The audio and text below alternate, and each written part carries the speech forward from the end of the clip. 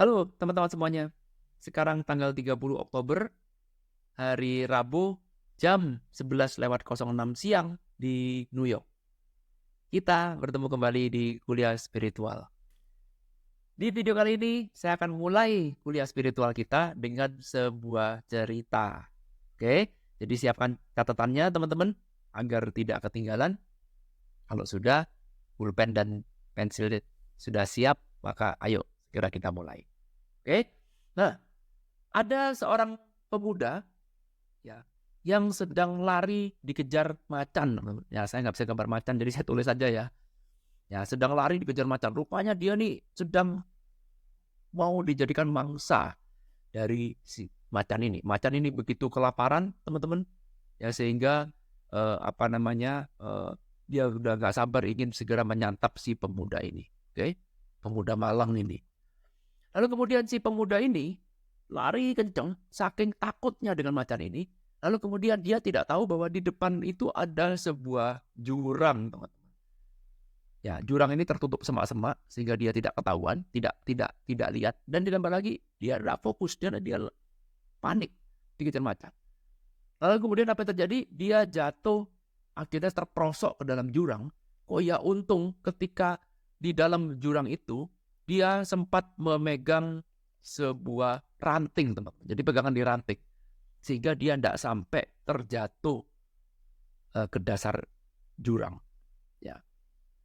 Nah, ketika dia memegang ranting, teman-teman, dia melihat, aduh, dia sejenak tarik napas, kemudian dia lihat atas si macannya ini.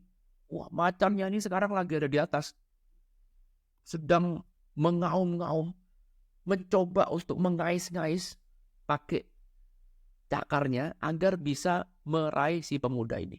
Tapi rupanya pemuda ini cukup dalam ke atas sehingga jauh dari jangkauan si macan. Ya. Lalu kemudian dia pikir, aduh selamat nih gua nih. Gua agak selamat nih dikit-dikit ya. Semoga ranting ini cukup kuat nahan gua nih.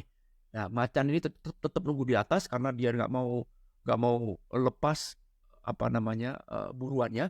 Lalu kemudian di bawah, ya sambil dia menunggu, ternyata di bawah teman-teman ada segerombolan ular yang kebetulan juga terjebak di bawah, sudah lama gak makan. Ya, jadi di bawah ini ternyata ada ular. Jadi si pemuda ini lihat atas, aduh ada macan, gua hoki nih ya. Kemudian tiba-tiba dia lihat di bawah, oh ternyata ada ular di bawah. Jadi kalau sampai lu jatuh, maka kamu akan disantap oleh ular yang sangat besar ini. Karena ular ini juga sudah lapar banget, udah lama gak makan karena kejebak di dalam jurang ini. Atas ada macan, bawah ada ular, mampus deh gue, mati gue.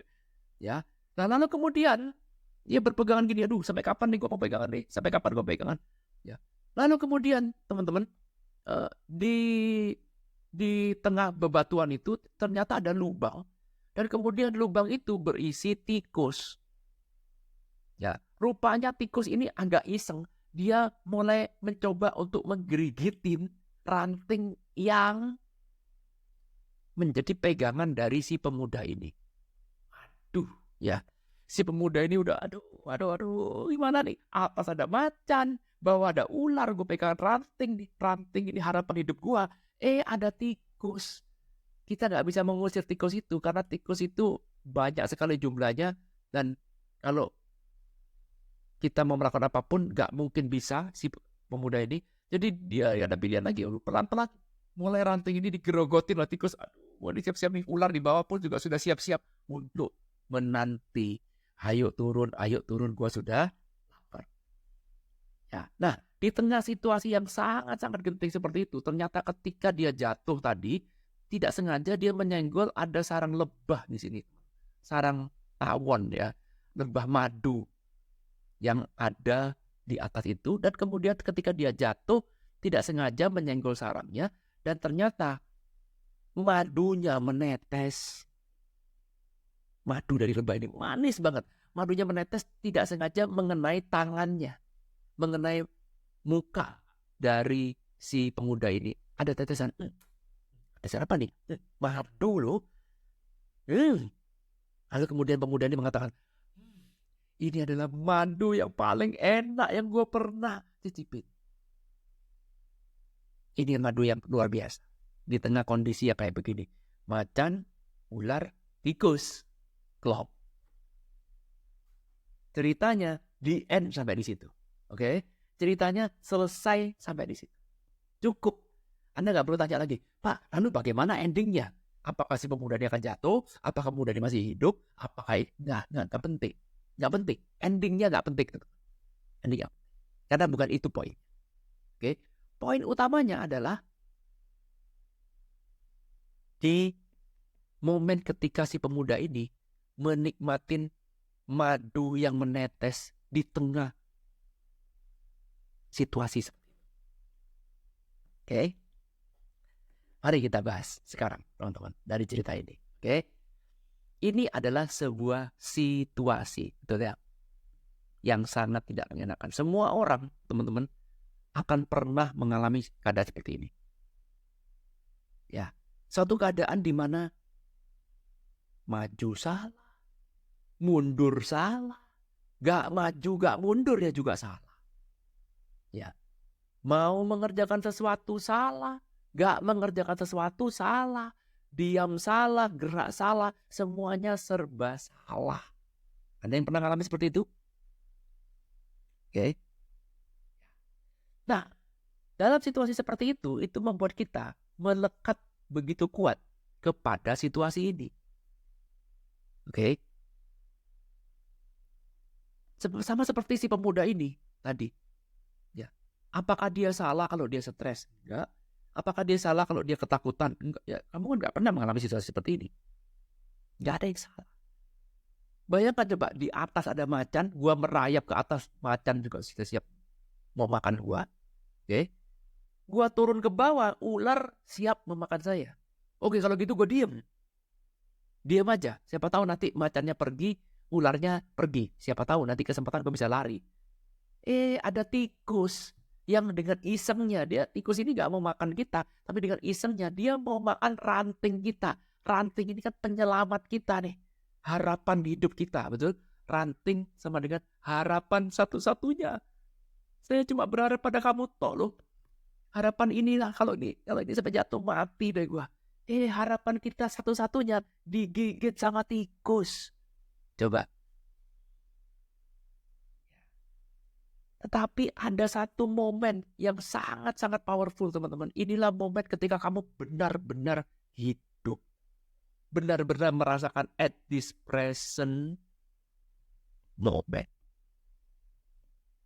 Yaitu momen ketika kamu tiba-tiba dalam kondisi yang sangat genting. Dalam kondisi yang segitu kritisnya.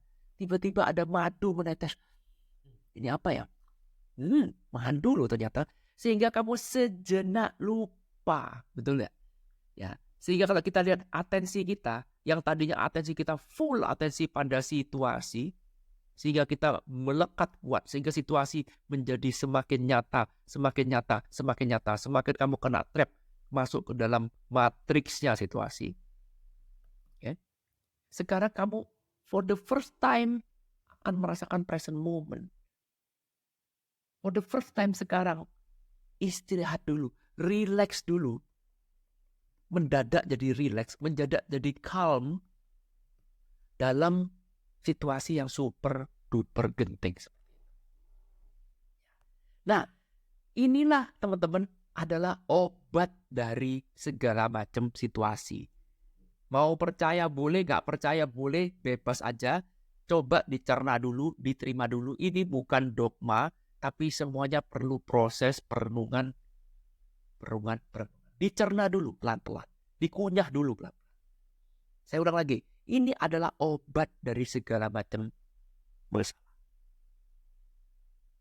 Inilah yang kita lakukan pada saat kita melakukan meditasi.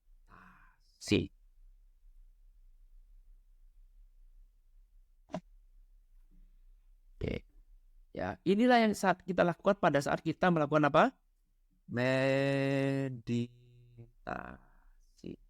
Jadi, teman-teman, meditasi itu bukan acara minta-minta. Bukan acara meratapi problem kita. Aduh, di atas ada macan, di bawah ada ular, ada tikus. Bukan untuk meratap. bukan untuk komplain, bukan untuk minta-minta, kepengen A, kepengen B, kepengen C, tetapi meditasi adalah momen di mana kita menikmati madu yang tertetes ini. Di antara semua yang negatif, ada positif satu aja, dan ini rasanya nikmat sekali. Itu yang kita alami ketika kita sedang bermeditasi. Karena itu dikatakan meditasi, sejenak kamu keluar dari situasi, balik ke present moment. This present moment. Rasakan, celebrate present moment. Menikmatin saat ini semaksimal mungkin, sesadar mungkin. Meskipun cuma 20 menit atau 5 menit, terserah, bebas. Tapi kamu komitmen pada diri sendiri, boleh nggak sekarang saya sejenak aja saya mau berbahagia tanpa syarat, tanpa pakai kata tapi, no. Just be happy. Nah, apa yang terjadi kalau kita bisa melakukan ini? Maka mendadak semua solusi yang kita inginkan, mendadak semua miracle, kebetulan itu akan muncul, teman-teman, dengan sendirinya ketika kita bisa melakukan ini. Ini yang namanya miracle, yang namanya solusi, dari kita ngomong solusi ya. Yang namanya solusi ini sebenarnya nggak pernah jauh-jauh dari kita punya problem. Karena ingat, namanya problem ini semua satu paket dengan solusinya. Hukum polaritas. Karena nggak mungkin kita punya problem tanpa ada solusinya. Problem itu nyata, yes. Karena itulah, kalau problem itu nyata, syaratnya supaya nyata dalam hukum polaritas, pasti ada positif dan negatif. Pasti ada lawannya. Jadi kalau problem ini nyata nggak problem? Oh, nyata. Berarti solusinya pun juga sudah otomatis. Tetapi karena kita sekarang sibuk dengan situasi, sibuk dengan drama-drama untuk mendramatisir situasi kita sekarang, maka sekarang kita nggak punya waktu untuk menikmati madu seperti yang ada di cerita ini. Kita cuma sibuk, wah, macan di atas, wah gimana nih macan, waduh, ada ular, gimana nih ular, aduh tikus lagi, gitu terus, sehingga kamu tidak sempat untuk menikmati. Kamu terjebak dengan situasi. Sampai satu saat tiba-tiba ada lebah madu yang datang.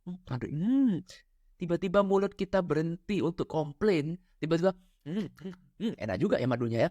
Sejenak lupa terhadap macan, ular, dan tikus. Itu namanya meditasi. Kamu bisa melakukan ini secara rutin, teman-teman. Solusi yang kamu butuhkan akan muncul dengan sendirinya. Tiba-tiba kamu akan mengalami namanya miracle. Tiba-tiba kamu akan mengalami namanya kebetulan. Kok iya apa sih Pak? Tiba-tiba kebetulan ini. Semuanya serba spontan. Otomatis ketika kamu sedang. Inilah yang nanti akan menjadi bahan kelas kita, teman-teman, di kelas Reality Transform yang ke-6. Kelas Reality Transform yang ke-6 nanti akan diadakan tanggal 15 November. Kelasnya 1 bulan. Dan setiap hari kita harus melakukan ini. Jadi kita melakukannya ini bersama-sama. Jadi kita melakukan meditasi, termasuk juga saya. Bukan cuma teman-teman, termasuk juga saya. Kita akan berkomitmen bersama-sama. Melakukan komitmen sama-sama. Kalau bersama jauh lebih enak. Menyatukan energi sama-sama. Karena kelasnya kecil, gak banyak orang yang ikut. Kita saling kenal di dalamnya. Kita punya vibrasi yang sama. 1 bulan kita menyamakan vibrasi, saling mengingatkan, kita punya komitmen. Setiap hari kita akan melakukan meditasi ini. Sehingga harapannya nih, apapun problem yang kalian punya, seruat apapun hidup kamu, inilah cara untuk attract kita punya solusi. Kita punya miracle. Kita akan attract miracle. Kita akan attract kebetulan. Kita akan attract sesuatu yang sifatnya spontan. Nanti dalam 1 bulan itu kita sama-sama saling sharing. Ini loh Pak, saya mengalami ini, saya mengalami ini. Dan itu pasti terjadi. Ya, sudah berulang kali diadakan. Ini kelas yang ke-6. Ini yang kita lakukan. Inilah polanya. Oke. Nah, sekarang Pak, tapi kan meditasi susah Pak. Oh, jangan khawatir. kita akan mengajarkan berbagai macam metode meditasi untuk kalian bisa pilih, cari yang sesuai yang mana. Karena saya tahu setiap orang pasti unik. Meditasinya nggak metode A, metode B, metode C, nggak ada yang cocok, nggak apa-apa. Kita belajar, cari yang cocok, praktek, belajar, praktek, begitu terus. Ya, jadi tekniknya saya akan ajarkan berbagai macam teknik meditasi. Cari yang pas, bebas, nggak harus pakai satu metode, nggak, bebas. Ya. Lalu kemudian, Pak, tapi pikiran saya kemana-mana, Pak. Wah, kalau pas meditasi, wah kan ini kan gak gampang Pak meditasi itu. Kadang-kadang segini, kadang-kadang saya ngantuk, kadang-kadang pikiran saya begini, begitu, kadang-kadang susah segala macam. Nah ini dia kenapa kalian harus ikut kelas Reality Transform ke-6. Karena apa? Saya akan memberikan masukan, memberikan knowledge baru kepada pikiran Anda masing-masing, agar pikiran itu bisa mendapatkan data baru. Karena pada prinsipnya pikiran itu kan bekerja berdasarkan data. Karena pada prinsipnya pikiran itu cuma program. Anda tahu knowledge-nya, Anda rubah datanya, Anda rubah programnya, maka pikiran mau kok diajak kerjasama. Nah itulah kenapa kelasnya 1 bulan, setiap hari kita kasih materi agar pikiran ini, pikiran teman-teman semua, termasuk juga pikiran saya, mau untuk diajak kerjasama, agar kita sama-sama attract miracle datang dalam hidup kita. Jos? Ya, good kan? Tanpa knowledge, akhirnya Anda cuma berantem dengan pikiranmu sendiri. Anda lupa bahwa sebenarnya pikiran itu cuma program. Program itu data, berarti ada polanya, benar? Semua ada polanya. Kita akan belajar segala macam ilmu pikiran, pola-pola pikiran akan kita pelajari secara tuntas setiap harinya selama 1 bulan, agar Anda mendapatkan suplai ilmu yang cukup, sehingga itu bisa kita pakai untuk mengubah pikiran kita. Pikiran yang tadinya itu dianggap sebagai musuh, sekarang kita program ulang. Bukan dimusuhin. Karena sekali lagi, pikiran itu seperti tools. Bekerja cuma berdasarkan program. Kalau programnya diganti, maka pikiran pun juga pasti akan terganti. Oke? Ini kurang lebih gambarannya teman-teman. Banyak yang bertanya, Pak, Reality Transform itu diajari apa aja sih? Ya, salah satunya atau teknik secara garis umumnya seperti ini. Ini adalah gambaran yang paling pas menggambarkan adalah setiap hari Anda akan mengalami ini. Anda akan belajar juga tentang why-nya. Kenapa saya harus melakukan meditasi? Bukan caranya meditasi. Iya, caranya Anda. Tapi yang penting why-nya dulu. Kenapa kok saya harus melakukan meditasi? Setiap hari kita akan lakukan bersama. Kita punya komitmen bersama, teman-teman. Dan setiap hari kita juga akan menyediakan ruang, ya. Menyediakan ruang agar teman-teman bisa punya tempat untuk saling sharing satu sama lain. Anda bisa lihat pengalaman orang lain. Kita terbuka. Kalau dengan kamu mau sharing pengalamanmu, maka kamu akan juga sebenarnya membantu buat dirimu sendiri. Sebenarnya kamu juga merasakan ada trust dengan. Ya, kurang lebih seperti itu teman-teman. Karena itu saya mencari teman-teman. Ayo, siapa yang mau berjodoh dengan saya? Siapa tahu Anda sedang membutuhkan seperti ini. Anda butuh miracle, Anda butuh solusi, mungkin hidup Anda sedang ruwet, mungkin Anda sekarang sedang mengalami problem seperti ini, di atas ada macan, di bawah ada ular, ada tikus sekarang, dan segala macam. Ayo kita sama-sama. Bersama itu lebih enak daripada sendirian. Ya, kita bikin grup, kita sama-sama, Anda terbuka, 1 bulan ini kita sama-sama terbuka, kita menjadi satu grup kecil, saling support satu sama lain, sehingga kita bisa keluar sama-sama. Itu jauh lebih powerful daripada Anda sendirian. Ya, nanti juga ada momen di mana kita meditasi mendoakan orang lain, mengirimkan berkah buat orang lain. Karena mendoakan orang lain itu jauh lebih powerful daripada mendoakan diri sendiri. Bayangkan Anda didoakan atau Anda mendapat berkah atau Anda dikasih harapan positif dari teman-teman kita yang sama-sama ikut. Wah, pasti seru sekali. Ya, nanti kita akan attract miracle teman-teman. Saya nggak tahu akan ada cerita apa nanti bulan depan. Tapi ini ada sebuah program yang sangat menarik setiap tahunnya. Setiap tahun 1 kali saya adakan kelas Reality Transform. Ini adalah kelas yang paling tinggi yang pernah saya buat. Acaranya 1 tahun sekali. Kelasnya nanti akan dimulai tanggal 15 November. Jadi karena ini kelasnya 1 bulan, maka berakhirnya pun juga 15 Desember. Jadi selama 1 bulan ini kita sama-sama, teman-teman, akan menyatukan vibrasi kita, ya, bikin project bersama sebagai teman seperjuangan, sama-sama punya project, agar kita bisa membuat diri kita jadi lebih baik, ya, a better me, ya, tujuannya become a better me, membuat diri saya hidup jauh lebih baik dan lebih baik lagi. Ini adalah bekal bagi teman-teman nanti untuk menghadapi tahun yang baru 2025, ya, agar kita bisa hidup jauh lebih powerful dibandingkan dengan yang sekarang. Good.